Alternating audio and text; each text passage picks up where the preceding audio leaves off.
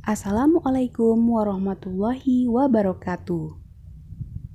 Bagaimana kabarnya hari ini anak-anak? Semoga kita selalu sehat dan dalam lindungan Allah Subhanahu wa Ta'ala.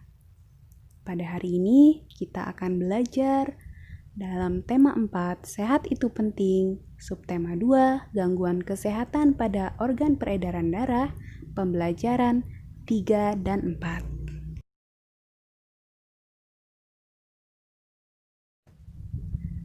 Pantun adalah bentuk puisi Indonesia atau Melayu yang tiap baitnya terdiri atas 4 baris. Berikut merupakan ciri-ciri pantun. Yang pertama, pantun bersajak AB-AB. Yang kedua, satu bait terdiri atas 4 baris. Yang ketiga, tiap baris terdiri atas 8 sampai 12 suku kata. Dan yang keempat, 2 baris pertama adalah sampiran dan 2 baris berikutnya adalah isi pantun. Ayo kita baca pantun berikut ini. Saat malas dan tak bertenaga, jangan diam seperti pagar. Sebaiknya lakukan olahraga agar peredaran darah menjadi lancar. Pertanyaannya, jelaskan ciri-ciri pantun di atas. Apakah ciri-cirinya? Yang pertama, pantun di atas terdiri dari 4 baris. Yang kedua, ada sampiran dan isi. Sampirannya yaitu saat malas dan tak bertenaga, jangan diam seperti pagar. Sedangkan isinya adalah sebaiknya lakukan olahraga agar peredaran darah menjadi lancar. Dan yang ketiga, kesamaan bunyi akhir baris pertama dan ketiga yaitu A. Kesamaan bunyi akhir baris kedua dan keempat yaitu R. Soal berikutnya, identifikasilah sampiran dan isi pantun di atas. Sampirannya, saat malas dan tak bertenaga, jangan diam seperti pagar. Dan isinya adalah sebaiknya lakukan olahraga agar peredaran darah menjadi lancar. Soal yang ketiga, apakah amanat pantun di atas? Amanat pantun di atas adalah kita harus menjaga kesehatan tubuh kita dengan berolahraga supaya peredaran darah menjadi lancar. Dayu, Edo, dan Lina berangkat melakukan wawancara menggunakan sepeda. Mereka membutuhkan waktu setengah jam untuk sampai ke tempat wawancara. Dayu, Edo, dan Lina sampai ke rumah narasumber wawancara. Mereka akan mewawancarai Pak Damar. Pak Damar merupakan pengusaha sandal kesehatan.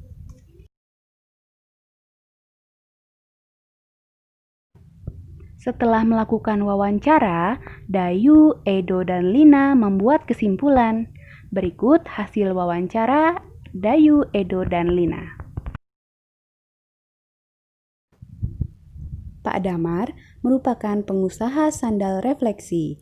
Pak Damar memproduksi sandal yang dapat digunakan untuk melancarkan peredaran darah. Sandal refleksi buatan Pak Damar terbuat dari kayu. Kayu tersebut diperoleh dari daerah sekitar tempat tinggalnya. Pak Damar hanya membeli kayu berkualitas. Namun demikian, Pak Damar selalu menyarankan kepada pemasok kayu untuk melakukan reboisasi setelah penebangan.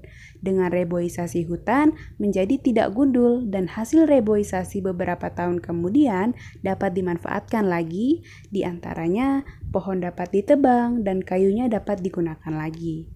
Tenaga kerja di pabrik Pak Damar juga berasal dari warga di sekitar tempat tinggalnya. Sebelumnya, mereka diberi pelatihan terlebih dahulu oleh Pak Damar. Bahkan kini, beberapa tenaga kerja Pak Damar telah membuka usaha sendiri. Pak Damar kemudian menjadikan mereka sebagai mitra kerja untuk memenuhi permintaan pasar yang semakin meningkat. Mari kita jawab soal yang pertama. Identifikasilah interaksi manusia dan lingkungan pada bacaan di atas. Interaksi antara manusia dan lingkungannya yaitu pemasok kayu yang melakukan reboisasi setelah penebangan.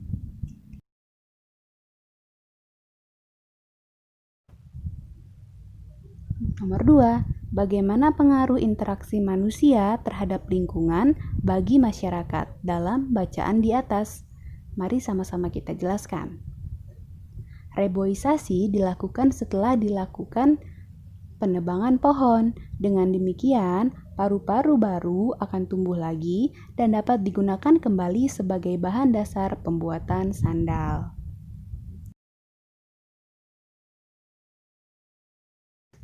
Apa manfaat usaha Pak Damar bagi masyarakat di sekitarnya? Mari kita sama-sama menjelaskan. Manfaat usaha Pak Damar bagi masyarakatnya adalah dapat membuka lapangan pekerjaan bagi pemasok kayu dan warga sekitar sebagai tenaga kerja pabrik, serta beberapa warga dapat membuka usaha sendiri. Dan yang terakhir, apa yang dilakukan Pak Damar untuk mengurangi kerusakan lingkungan akibat usahanya? Jadi upaya yang dilakukan Pak Damar adalah Pak Damar menyarankan kepada pemasok kayu untuk melakukan reboisasi setelah penebangan agar hutan tidak gundul dan kayunya dapat dimanfaatkan kembali.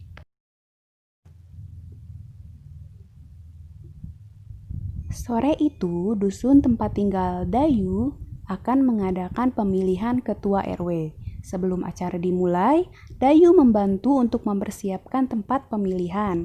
Dayu membantu memberi alas di setiap meja. Dayu menyapu lantai ruangan tempat pemilihan.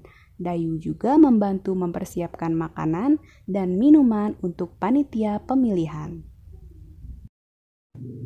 Ketua RW dipilih oleh seluruh masyarakat pada lingkungan terkait yang sudah mendapatkan hak pilih. Pemilihan ketua RW dilakukan di balai warga. Dayu mengamati jalannya pemilihan ketua RW.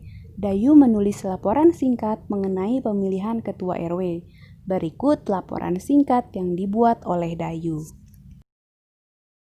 Kita lihat laporan pengamatan pemilihan ketua RW yang ditulis oleh Dayu.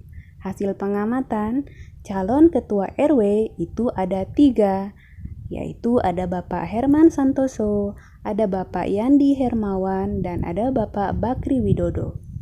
Jumlah pemilih terdapat 365 orang. Tempat pemilihannya itu terjadi di Balai Warga.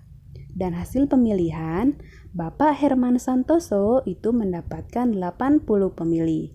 Bapak Yandi Hermawan mendapatkan 90 pemilih dan Bapak Bakri Widodo mendapatkan 195 pemilih. Jadi ketua RW yang terpilih adalah Bapak Bakri Widodo dengan jumlah pemilih yang paling tertinggi yaitu 195 orang.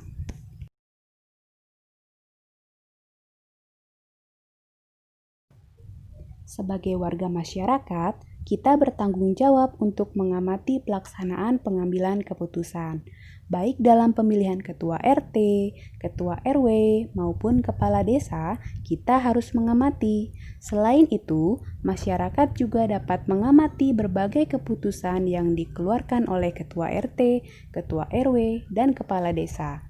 Pengambilan keputusan bersama dapat dilakukan melalui musyawarah untuk mufakat. Namun demikian, apabila tidak mencapai mufakat, dapat dilakukan voting. Mari kita lihat soal yang pertama.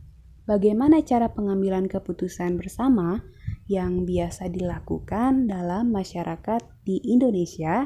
Mari kita sama-sama menjelaskan. Pengambilan keputusan itu dilakukan dengan cara musyawarah, voting, ataupun aklamasi. Yang kedua, apa saja masalah dalam masyarakat yang dapat dipecahkan melalui pengambilan keputusan bersama?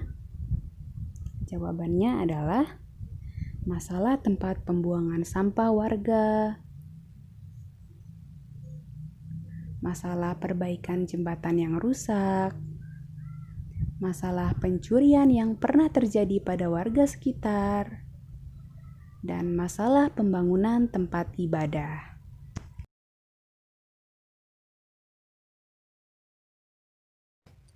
Soal selanjutnya yaitu soal nomor 3. Bagaimanakah cara masyarakat untuk melaksanakan tanggung jawabnya sebagai warga? Itu yang pertama, menciptakan lingkungan yang aman, damai, serta sejahtera.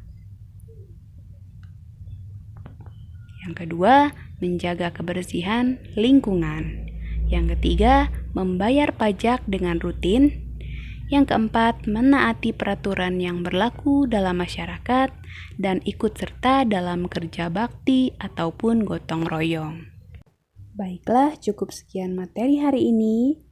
Ibu akhiri. Wassalamualaikum warahmatullahi wabarakatuh.